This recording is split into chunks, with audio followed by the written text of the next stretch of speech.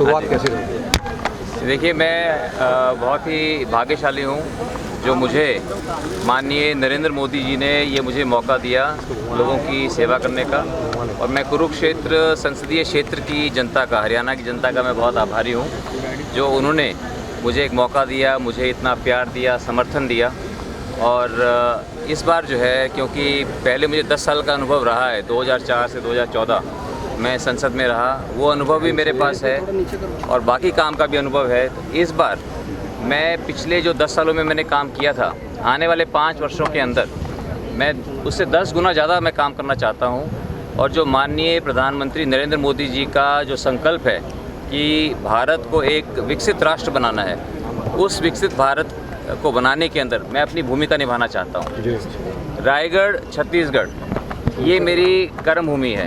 आज जब मैं रायगढ़ में आया हूँ, रायगढ़ के लोगों का हमेशा मुझे बहुत प्यार और आशीर्वाद मिला। चाहे वो तिरंगे झंडे की लड़ाई थी, तिरंगे झंडे की जो लड़ाई है वो भी मैंने यहाँ से आज से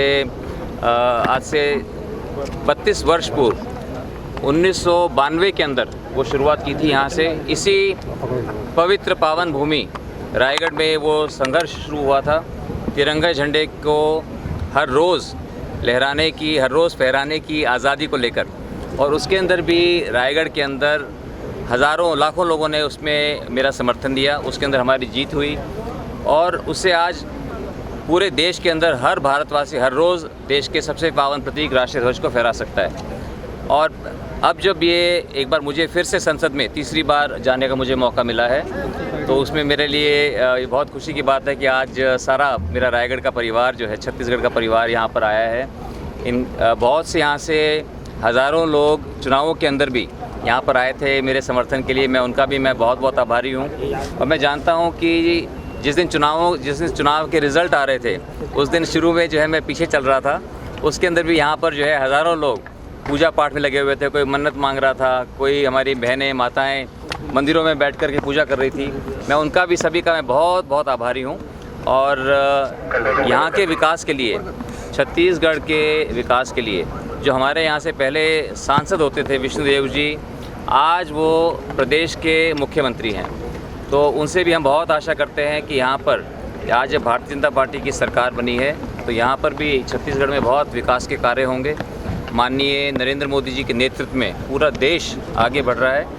और मुझे भी ये सौभाग्य प्राप्त हुआ है कि मैं भी उसके अंदर अपना योगदान दे सकता हूँ। उद्योगपति होने के साथ साथ स्पोर्ट्समैन भी हैं आप, क्या गतिविधियाँ चाहते हैं कि देश में एक नया दिशा बने उद्योगों के साथ और स्पोर्ट्स के लिए?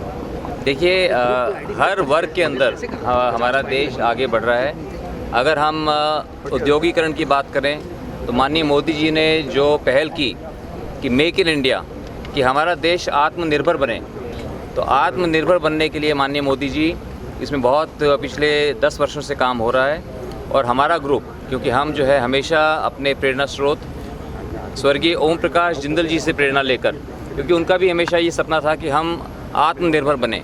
जब भी हम अपने प्लांटों के अंदर, चाहे रायगढ़ में जिंदल स्टील का ये प्लांट है, चाहे उड़ीसा में है, सभी जगह हम नए नए तरह के हम स्टील बनाते हैं, ताकि जो स्टील इंपोर्ट होता था पहले, उसको इंपोर्ट करने की आवश्यकता ना पड़े। जब भी हम यहाँ रायगढ़ के अंदर विश्व की सबसे लंबी रेल बना रहे हैं हम, और सबसे जो है बड़ी बड़ी बीम्स बना रहे हैं हम, बीम्स, कॉलम, गार्डर बना रहे हैं, तो बहुत से नए प्रोडक्ट बना रहे हैं। तो हमारे को हर क्षेत्र के अंदर हमें आगे हम बढ़ रहे हैं।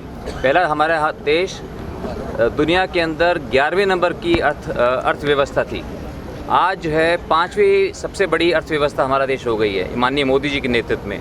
और आने वाले 3-4 सालों के अंदर हम तीसरी सबसे बड़ी विश्व की अर्थव्यवस्था बन जाएंगे। तो ये हम सब के लिए बहुत गर्व की बात है। इसी तरह से अगर हम स्टील की बात करें, तो आज हमारा देश विश्व के अंदर दूसरे नंबर पर आता है। हमने जापान को, अमेरिका को हमने पीछे छोड़ दिया है। हम जो है दूसरे नंबर के सबसे बड़े स्टील के निर्माता हैं। तो इसी तरह हर क्षेत्र के अंदर हम आगे बढ़ रहे हैं। अब पेरिस ओलंपिक्स आने वाले हैं अगले ही महीने, तो मैं अपने जितने भी खिलाड़ी हैं, हम अपने सभी खिलाड़ियों को अपनी शुभकामनाएं देते हैं। हमारी प्रार्थना भी उनके साथ होगी कि वो अच्छा प्रदर्शन करें। तो खेलों को भी बहुत बढ़ावा देने की आवश्यकता है। सर, एक सवाल छत्तीसगढ़ के बारे में औद्योगिक क्रांति जिंदल ने लेके आया, लेकिन उसके साथ साथ यहाँ पे कैंसर के पेशेंट्स ज़्यादा हो रहे हैं, तो उनके इलाज के लिए जिंदल ग्रुप कितना आगे बढ़ेगा? देखिए रायगढ़ के औद्योगिकरण भी रायगढ़ का हो रहा है और उसके अंदर जो भी हम भूमिका निभा सकते हैं हम उसके अंदर हम निभाते आए हैं। शिक्षा के ऊपर, शिक्षा के लिए हमने यहाँ पे सबसे अच्छा स्कूल यहाँ पर खोला है। सबसे अच्छी जो यूनिवर्सिटी ओपी जिंदल यूनिवर्सिटी जो है रायगढ़ के अंदर खोली है। अब रायगढ़ की यूनिवर्सिटी का हम एक्सपेंशन करेंगे। उसकी वाइस चांसलर हमारे साथ हैं, उसकी वाइस चांसलर नहीं चांसलर सॉरी चांसलर उसकी कुलपति जो है हमारे साथ में है श्रीमती शालू जिंदल। और यूनिवर्सिटी के साथ साथ स्किल डेवलपमेंट का हम चाहते हैं कि पूरे देश का सबसे अच्छा स्किल डेवलपमेंट सेंटर यहाँ पर बने जिसके अंदर हज़ारों युवा स्किल पा सकें। तो कौशल विद्या केंद्र जो है हम यहाँ पर पहले से चला रहे हैं लेकिन उसका भी अब हम उसका विस्तार करेंगे। यूनिवर्सिटी को भी हम नई ऊंचाइयों तक उसको पहुँचाएँगे। और जो आपने बात करी कैंसर की, कैंसर होता है खाने से। खाने के अंदर जब हम ज़्यादा अगर हम पेस्टिसाइड का इस्तेमाल करते हैं, फर्टिलाइज़र्स का इस्तेमाल करते हैं, कृत्रिम जो फर्टिलाइज़र्स हैं उर्वरक हैं उनका इस्तेमाल करते हैं, उससे भी कैंसर होता है। इसीलिए हमने यहाँ पर हॉस्पिटल भी बनाया है और हॉस्पिटल को भी हम जो है आने वाले समय के अंदर हॉस्पिटल का भी विस्तार करेंगे। रायगढ़ छत्तीसगढ़ ये हमारी कर्म भूमि है, मेरी कर्म भूमि है। स्वर्गीय बाबूजी ओम प्रकाश जिंदल जी को भी रायगढ़ के लोगों से बहुत लगाव था। उसी तरह से मुझे भी बचपन से मैं यहाँ पर आ रहा हूँ, 35 वर्षों से यहाँ पर आ रहा हूँ और लोगों का यहाँ पे हमेशा हमें बहुत प्यार मिला। यहाँ के जो लोग हैं वो हमारे परिवार के सदस्य हैं और हम उनके परिवार के सदस्य हैं। इसलिए मैं उनका सभी का मैं बहुत बहुत आभार व्यक्त करता हूँ और इसी तरह से उनका प्यार और आशीर्वाद बना रहे इसकी कामना। औद्योगिक नीतियों में क्या कुछ परिवर्तन की जरूरत है सरकार आपकी? देखिए बहुत लंबा सब्जेक्ट हो जाएगा, आज ये अलग से आराम से बात करेंगे। अंतिम सवाल था thank you ji, thank you.